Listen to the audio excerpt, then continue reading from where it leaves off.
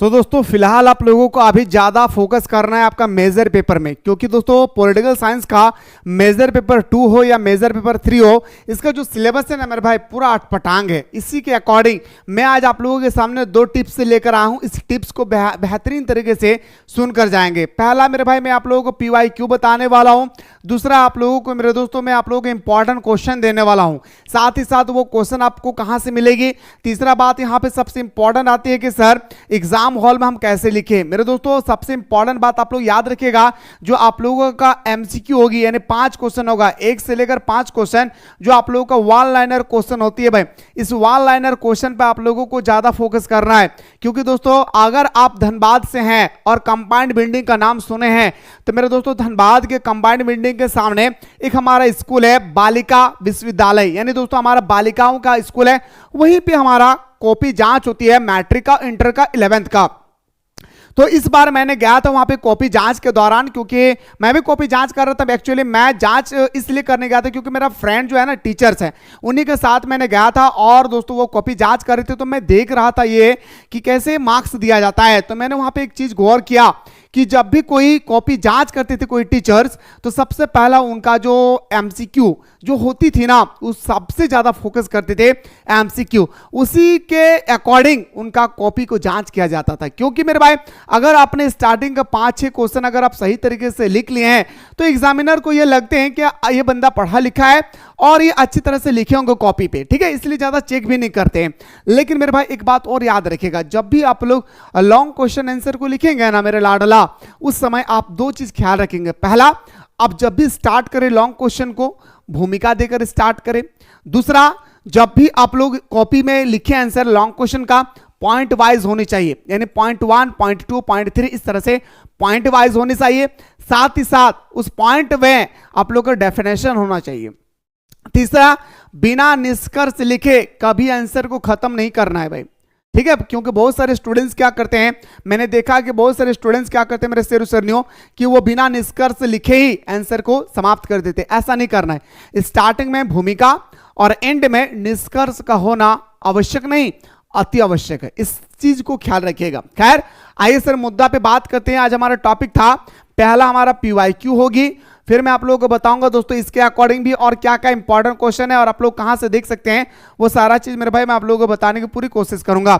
सबसे पहले मेरे भाई आप लोग देखिए ये वन लाइनर क्वेश्चन कैसे पूछे जाएंगे, जो आपसे लिखा गया है कि 1 शब्दों में आंसर दे या 1 वाक्य में आंसर दे, यानी 1 वाक्य का मतलब होता है क्या, 30 शब्दों में आपको आंसर देना है।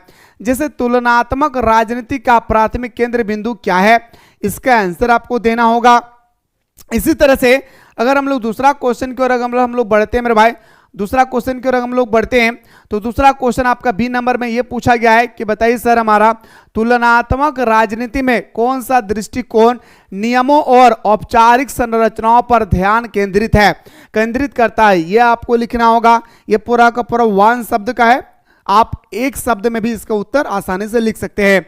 फिर मेरे भाई अगर मैं आप लोगों को बात करूं, तीसरा क्वेश्चन जो हमारा पूछा गया था, तीसरा क्वेश्चन ये था सर कि राजनीतिक शासन की वर्गीकरण के लिए किस शब्द का प्रयोग किया जाता है। राजनीतिक शासन की वर्गीकरण के लिए किस शब्द का प्रयोग किए जाते हैं, ये आपको 1 शब्द में लिखना होगा। जैसे ये सारा हमारा MCQ टाइप का क्वेश्चन जो होती है ना, उसी प्रकार से है। अगला सर D नंबर में ये पूछा गया कि कई राजनीतिक दलों वाली प्रणाली को किस शब्द से परिभाषित किया जाता है। कई राजनीतिक दलों वाली प्रणाली को किस शब्दों से परिभाषित किया जाता है, ये मेरे दोस्तों इसका आंसर आप लोगों को लिखना होगा। अच्छी तरह से मेरे भाई अच्छे कंडीशन से आप लोगों को इन सब का उत्तर आप लोगों को लिखना है, क्योंकि यही 5 क्वेश्चन है जिस 5 क्वेश्चन को देखकर एग्जामिनर ये अनुमान लगाते हैं कि बंदा ने कितना तैयारी किए हैं। अगला है सर कि कौन सा चुनाव प्रणाली अनुपातिक प्रतिनिधित्व पर आधारित होती है। तो सर हमारा चुनाव जो अनुपातिक प्रतिनिधित्व पर आधारित होती है वो हमारा राष्ट्रपति के चुनाव होती है भाई, है ना। ये था सर आप लोगों का 5 क्वेश्चन। और हाँ एक बात और याद रखिएगा, ये तो मैं आप लोगों को मेजर पेपर 2 बता रहा हूं। अगर इसी तरह से अगर आप लोग मेजर पेपर 3 भी देखना चाहते हैं तो दबा करके मेरे शेरू सरनियों कमेंट सेक्शन में कमेंट करेंगे, मैं आप लोगों को बेहतर तरीके से बताने की कोशिश करूंगा मेजर पेपर 3 का भी, ठीक है। आइए सर, अब दोस्तों आपके सामने वेरी शॉर्ट क्वेश्चन होगा जो कम से कम मेरे दोस्तों आपको 100 शब्दों में लिखना होगा भाई, याद रखिएगा। और इसमें आप लोगों को 4 क्वेश्चन होंगे और उनमें से आपको 2 क्वेश्चन का आंसर लिखना होगा। हर एक क्वेश्चन आपका 5-5 मार्क्स पूछा जाएगा। क्वेश्चन ही मेरे भाई अगर इतना बड़ा है तो आप सोच सकते हैं कि आंसर का हालत क्या होगा। क्वेश्चन है सर कि 9 संस्थागतवाद पर एक संक्षिप्त टिप्पणी लिखे। 9 संस्थागतवाद क्या है इसके बारे में मैंने आप लोगों को बेहतर तरीके से दोस्तों बता चुका हूं भाई। तीसरा, और तुलनात्मक राजनीति में इसके क्या महत्व है, इस पर प्रकाश डाले। इसी में आपको एक क्वेश्चन और ऐड कर दिया है कि तुलनात्मक राजनीति में इसके महत्व पर प्रकाश डाले। यह आपको लिखने के बाद इसमें आपको मिलेगी कितना, 5 मार्क्स मिलेगा भाई, ठीक है। अगला क्वेश्चन में बात करते हैं सर हमारा शॉर्ट क्वेश्चन पे, तो भारत और अमेरिका में चुनाव प्रणाली। बाबू रे ये क्वेश्चन फिक्स है आपके हर एग्जाम में, भारत और अमेरिका हो, भारत और स्विट्जरलैंड हो या भारत और ब्रिटेन हो, ये चुनाव प्रणाली के बारे में आपके एग्जाम में हर हाल में क्वेश्चन आएगी। कुछ और इंपॉर्टेंट मेरे भाई मैं रिलेशन बता रहा हूं, भारत के साथ कौन सा देश इंपॉर्टेंट होगी वो भी मैं आप लोगों को अभी जस्ट दिखाने वाला हूं, पैसेंस बना के रखें, ठीक है। भारत और अमेरिका में चुनावी प्रणालियों पर एक संक्षिप्त टिप्पणी लिखे, यह आपको 5 मार्क्स का आएगा। आइए सर अब हम लोग बात करते हैं मेरे भाई क्या लॉन्ग क्वेश्चन पे बात करते हैं। देखिए मेरे दोस्तों यहाँ पे क्वेश्चन छूट गया शायद, हाँ ये इतना ही था भाई, ठीक है। अब आइए सर हम लोग बात करते हैं दोस्तों लॉन्ग क्वेश्चन आंसर में कैसे आपके एग्जाम आएगी, जो दोस्तों आपका 15 मार्क्स का होगा। 15 मार्क्स का पहला क्वेश्चन मेरे भाई आप लोग देख सकते हैं कि तुलनात्मक राजनीति में, तो 100% ये क्वेश्चन फिक्स आपके पेपर में, तुलनात्मक राजनीति से रिलेटेड आपके पेपर में 2 क्वेश्चन छपेगी एकदम 100% मेरे दोस्तों, धब्बा लगा लीजिए आप अपने स्टाम्प पेपर पे जहां पे बैठे हुए भाई, ठीक है। तुलनात्मक राजनीति में राजनीतिक प्रणाली दृष्टिकोण का वर्णन कीजिए और यह राजनीतिक सांस्कृतिक दृष्टिकोण से कैसे भिन्न है, इसके बारे में आपको स्टडी करना है। और जब भी 15 मार्क्स का क्वेश्चन लिखे पॉइंट वाइज लिखना है, नहीं तो मार्क्स कटेगी भाई, याद रखिएगा। अगला क्वेश्चन पे बढ़ते हैं सर, हमारा अगला क्वेश्चन क्या है सर, अगला क्वेश्चन देखिएगा लॉन्ग क्वेश्चन में अगला क्वेश्चन पूछा गया है, क्या गौर से कीजिएगा मेरे भाई, कि भारत और अमेरिका की चुनाव प्रणाली की तुलना करें, यानी भारत के चुनाव प्रणाली कैसे होती है, राष्ट्रपति प्रधानमंत्री उपराष्ट्रपति का चुनाव कैसे होता है, या दोस्तों भारत के साथ जो हमारा जो रिलेशन पूछा गया है अमेरिका का चुनाव प्रणाली कैसे होता है, वहां पे राष्ट्रपति के चुनाव कैसे होती है, प्रधानमंत्री उपराष्ट्रपति के चुनाव कैसे होते हैं, इनका बीच में ना तुलना करना है ना भाई। आइए सर, जैसे मेरे भाई यहाँ पे भारत में जो हमारा प्रधानमंत्री होती है उसका कार्यकाल 5 साल का होता है, राष्ट्रपति का कार्यकाल 5 साल का होता है, वही अगर आप चले जाएंगे अमेरिका तो 4 साल का होता है राष्ट्रपति का कार्यकाल। ये तुलना करना है मेरे भाई, ठीक है। जैसे अगला क्वेश्चन देखिए, 6ठा नंबर में क्या पूछा गया, 6ठा नंबर में ये था आपका क्वेश्चन कि राजनीतिक विकास की अवधारणा पर चर्चा करें। राजनीतिक विकास की अवधारणा पर आपको चर्चा करना है। राजनीतिक संस्थान राजनीतिक विकास में कैसे योगदान करते हैं, इसके बारे में आपको डेफिनेशन लिखना है भाई, ठीक है।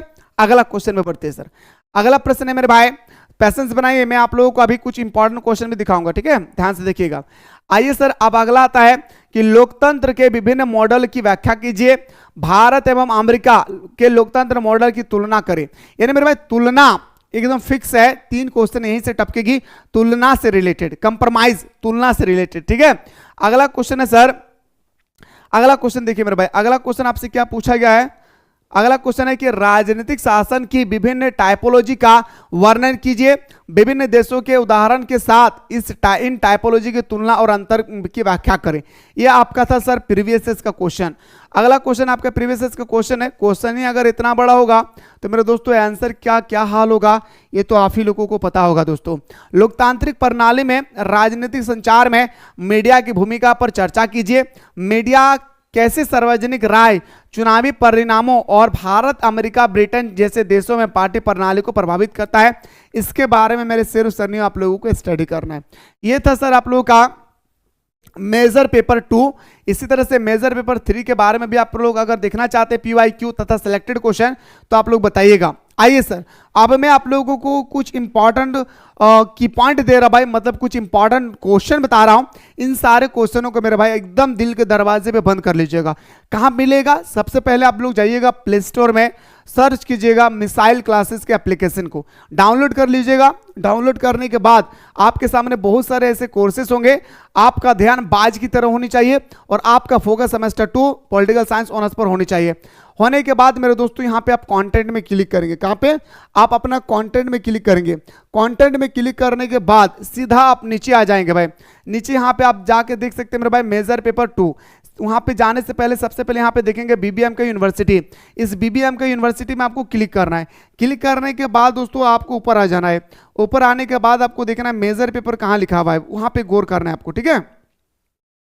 ये आपका मेजर पेपर पर फोकस करना है। जैसे दोस्तों हमारा मेजर पेपर कहाँ चला गया भाई, मेजर पेपर दिखा रहा, एक सेकंड, ये माइनर है भाई, एमडीसी मेजर पेपर 2 आ गया। मेजर पेपर 2, मेजर पेपर 2 का आपको क्लिक करना है। मेजर पेपर 2 करने के बाद क्या क्या क्वेश्चन इंपॉर्टेंट है ध्यान से देखिएगा, जो हमारे क्लास हो चुकी है। चुनाव सुधारों की परीक्षा की व्याख्या करें, तुलनात्मक राजनीति, दलीय व्यवस्था मतलब दलीय व्यवस्था प्रणाली। इसके बाद आपका तुलनात्मक राजनीति, थोड़ा देखना चाहूंगा मेरे भाई क्या दिया गया, तुलनात्मक राजनीति अध्ययन करने के मुख्य उद्देश्य क्या है, यह आपको देखना है भाई। फिर आपका प्रतिनिधित्व का सिद्धांत, ये बहुत इंपॉर्टेंट है मेरे भाई कि प्रतिनिधित्व का सिद्धांत क्या है, निर्वाचन प्रणाली के विभिन्न प्रकारों की व्याख्या करें, यह आपके लिए इंपॉर्टेंट है भाई। द्वितीय विश्व युद्ध के बाद ये भी आपके टॉपिक में है तो ये पूछा जाएगा। लोकतांत्रिक फिक्स है मेरे भाई कि आपके पेपर में आएगी। क्या आएगा मेरे भाई कि लोकतांत्रिक राज्यों की तुलना करते समय किन प्रमुख आधारों की ध्यान में रखना चाहिए, यह आपके लिए इंपॉर्टेंट है, यह आपको स्टडी करना होगा। आगे मेरे भाई आप देख सकते हैं ये सारा नोट्स यहाँ पे अवेलेबल है। जो अभी मैंने बात किया भाई संस्थागतवाद है ना, नौ संस्थागतवाद क्या है, क्या डिफरेंट है, ये आपको डिस्कस करना होगा। प्रतिनिधित्व के बारे में, सत्ता की परिभाषा, नागरिकता से संबंधित, समानता से संबंधित, इन सारे चीजों को मेरे भाई आप लोगों को देख लेना भाई, ठीक है। और पीवाईक्यू का अगर नोट्स भी चाहते तो यहाँ पे आप लोगों का पीवाईक्यू का जो क्वेश्चन पेपर है इसका भी दोस्तों यहाँ पे आपको आसानी से मिल जाएगी, ठीक है। इसी तरह से मेरे भाई अगर आप लोग चाहते हैं कि सर मेजर पेपर 3 का भी दिखाएं important question and previous question, तो दबा करके सारे स्टूडेंट्स कमेंट सेक्शन में कमेंट कीजिए, मैं आप लोगों को बताने की पूरी कोशिश करूंगा। फिलहाल बात करता हूं दोस्तों नेक्स्ट वीडियो में।